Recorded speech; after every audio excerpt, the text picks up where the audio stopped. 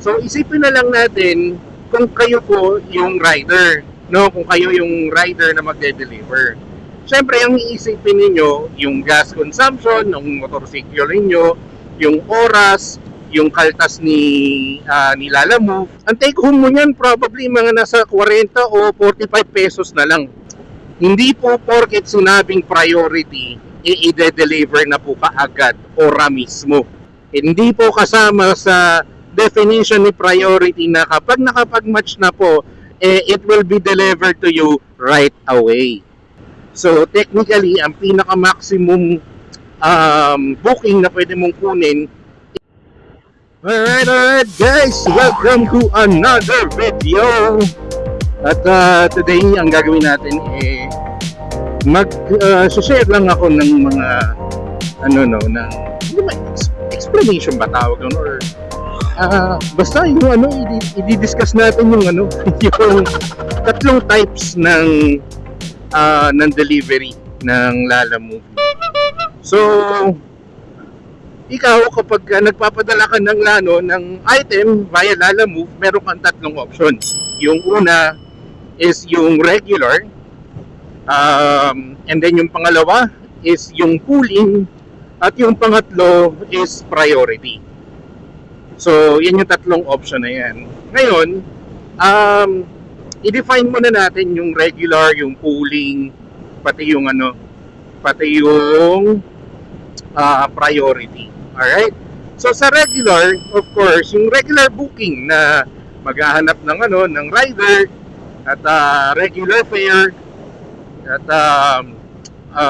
hindi man ganun super bilis, pero at least mas prioritize ito over pooling kasi nga mas mataas ang rate ng delivery kapag regular. Alright, so yan yung regular delivery.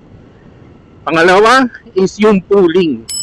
Ngayon, hindi ko sure, no, pero ang sabi nung iba or may nabasa ako na ang rate daw ng pooling is 30% less than the regular rate. So kung 100 pesos ang regular rate, ang pooling rate niyan is 70 pesos. Alright? So, 100 ang regular, tapos kapag pooling, 70 pesos naman. Yan. Now, sa pooling, ito po ang kailangan nating maintindihan. Okay? Nakakatipid tayo kapag pooling.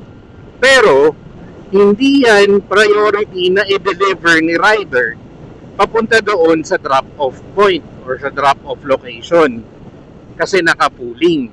Ngayon, ang mangyayari po niyan, in case na nauna po ang delivery ng pooling compared dun sa ibang mga regular or mga priority or whatnot, it just so happen na yung location nung rider at yung drop-off location nung pooling na booking malapit or magkalapit, or pwedeng yung booking nyo sa regular or sa priority mas malayo at mauunang daanan itong drop-off dun sa pooling.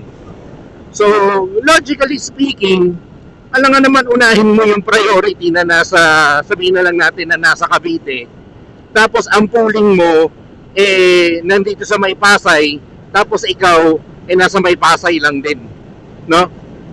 So, syempre, unahin mo si pooling kahit na pooling yun. Pero, ito lang po, ang tatandaan natin, kapag sinabi pong pooling, hindi po yan ora mismo. Meron pong mga riders na ginagawa kapag pooling, ang delivery usually, magte-take yan mga siguro 1, 2, or 3 hours probably, depende sa layo, syempre. Pero yung regular na mga, sabihin na lang natin na mga 10 kilometers or less, probably mga 2 oras. 1 oras, 2 oras yan. Tapos yung mga siguro nasa 20 kilometers or less, probably mga nasa 3 hours yan. No? Ganyan. Now, kung sa pooling yan, siyempre sasabayan yan ng mga riders. Bakit? So, isipin na lang natin kung kayo po yung rider, no? Kung kayo yung rider na magde-deliver. Siyempre, ang iisipin ninyo, yung gas consumption ng motorsiklo ninyo, yung oras, yung kaltas ni Lalamove. So, technically, ang mangyayari niyan, ang take home mo niyan, sa 70 pesos, for example, no, 70 pesos yung fare para sa pooling. Ang take home mo niyan, probably mga nasa 40 o 45 pesos na lang. Kasi, yung 14 pesos dyan, mapupunta kay Lalamove, and then the rest probably doon sa gas consumption. So, hindi masyadong malaki ang kikitain ni rider. Ngayon, business po ito or freelance na no work. So, syempre, kung nagtatrabaho ka, gusto mo rin kumita, no? So, kapag ka pooling, ang maximum po niyan, as far as I know, ang maximum na amount of pooling booking, well, bars. So, ang pinakamarami po na pooling na booking, as far as I know, is 3. No? Okay? Ayan, 3. Sa regular at sa priority, 2. Pero, kapag nakakuha ka ng regular at ng priority, pwede ka pa rin mag-add ng pooling na booking na up to 3. So, technically, ang pinaka-maximum booking na pwede mong kunin is 5. 3 pooling, 2 either regular or priority or mix. Alright? Okay. So, tapos na tayo kay regular. Tapos na rin tayo kay pooling. Ito na, kay priority. Ito yung, mainit-init. Alright.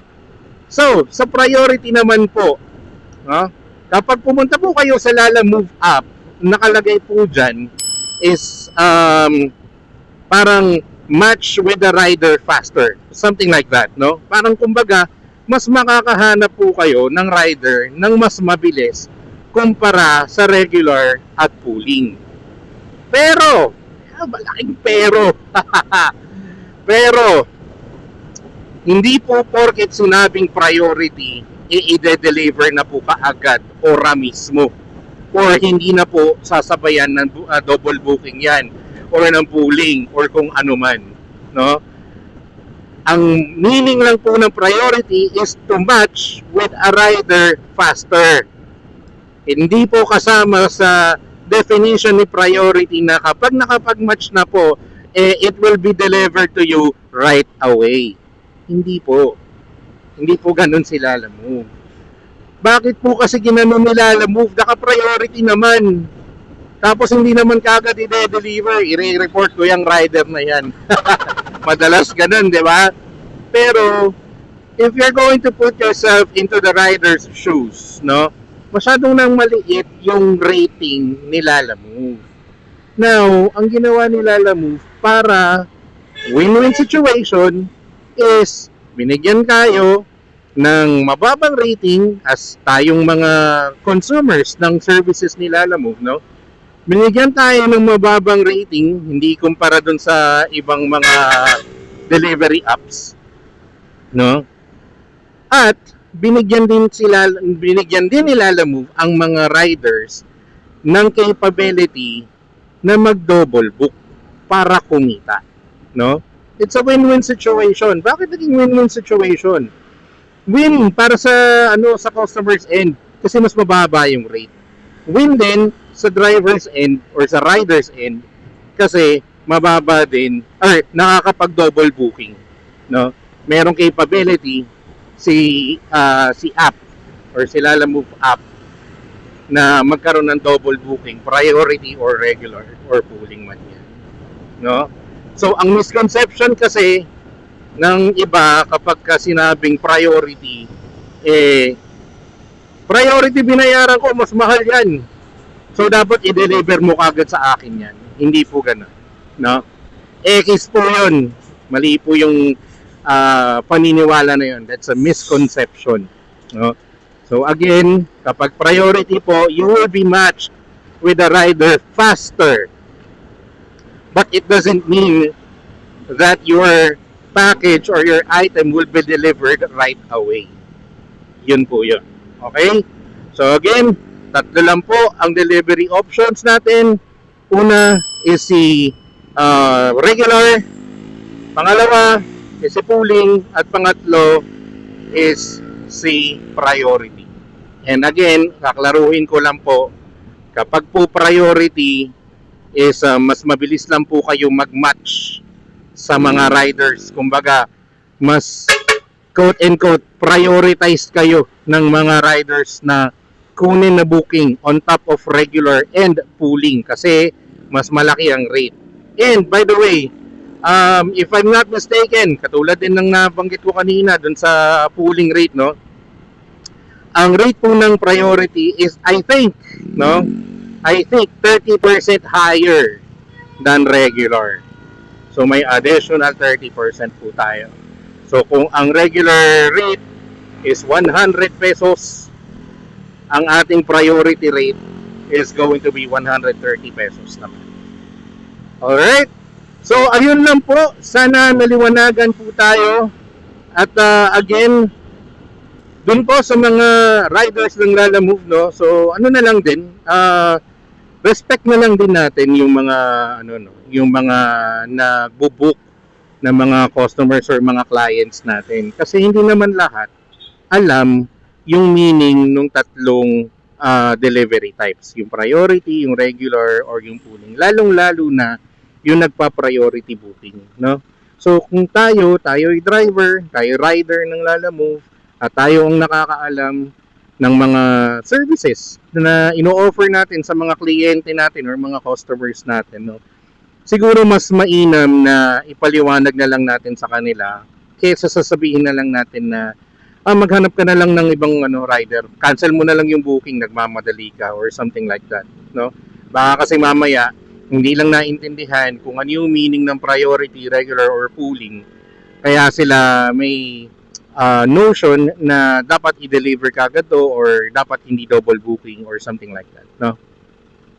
Yun lang, ipaliwanag na lang natin, maging siguro tayo, maging professional din tayo sa ating trabaho kasi ito yung nagbibigay sa atin ng pera, pambili natin ng mga pagkain at pambayad sa ating mga bills, at siguro respetuhin na lang natin ang ating trabaho at ating mga customers.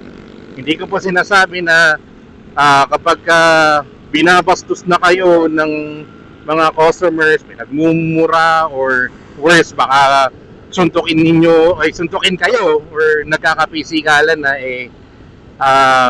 magiging mabait at mabait pa rin kayo. Respeto lang, kumbaga, lumayo kayo, ipaliwanag ninyo kung hindi naiintindihan, pero kung talagang hindi kayo nagmi-meet in the middle, kumbaga, no? Walang nagko-compromise dun sa dalawa. You are in an impasse, as what they call.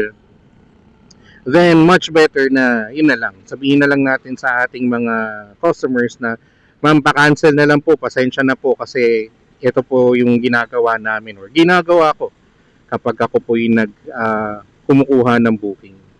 So, ganun na lang siguro para mas okay. At at the end of the day, hindi man customers is always right, pero customer, unfortunately, dito sa application na to, customer has the power na ma-remove tayo sa trabaho na to, no? So, ayun lang guys. At kung may mali man akong sinabi sa aking mga definition at pagpapaliwanag regarding sa tatlong delivery types, i-comment nyo lang sa baba kung ano yung pagkakamali ko at itatama natin yan. Tayo'y tao lamang at nagkakamali din. Pero yun po ang aking pagkakaintindi dun sa tatlong delivery types. Or baka meron kayong mga instances or yung mga nangyari sa inyo na memorable na talagang hindi nyo makakalimutan. Baka pwede nyo i-share dito sa ating sa ating channel. Diyan sa comment section, share nyo lang. Gumawa tayo ng maliit na community para sa ating mga Lalamove riders. At siguro gawin natin sharing platform itong ating channel, no? So, ayun lang guys. Salamat sa panonood nitong video na to. I think medyo napatagal ang ating video. Pero sana meron kayong napulot na aral. Muli, ako nagsasabi sa inyo na darating at darating din kayo sa inyong patutunguhan kahit takbong chubby lang. Alright, so see you again sa susunod na ating video. Salamat and peace out. Takbong chubby lang tayo.